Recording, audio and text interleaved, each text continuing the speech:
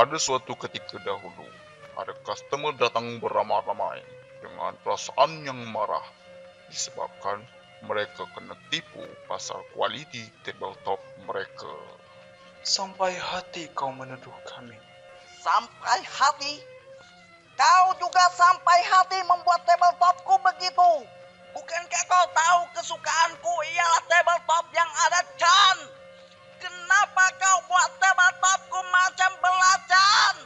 Sekarang aku akan pancung leher kau. Benar punya laki.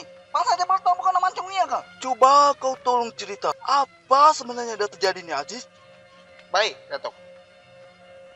Kisah. Taib. Kisah maka tersebutlah kisah. Taib. Customer datang beramai-ramai menghadap kepada kami yang mahu dia minta diskaun. Ini bukan pasal diskaun. Minta. Mereka sebenarnya yang datang ni nak komplain pasal tabletop yang mereka buat. Nak komplain lah. Apa pula nak pasal tabletop sampai dia orang mancung-mancung ni? Adakah benar mereka ini customer Tretop? Kami bercakap benar, Datuk. Kami menempah dari Tretop ini, Datuk. Mereka ini benar customer kita. Tapi bukankah customer ini telah dirampas oleh mereka semua? Kayuh jangan perlahan kayuh, panas hari semakin terik. Tuduh jangan sembarang tuduh, jangan sampai mata dikau yang aku korek. Sedapnya. Dah dirampas customer kita, biji mata kita pula ada nak korek. Hei jambul dan buntal. Jambul, buntal, cuba mereka cek.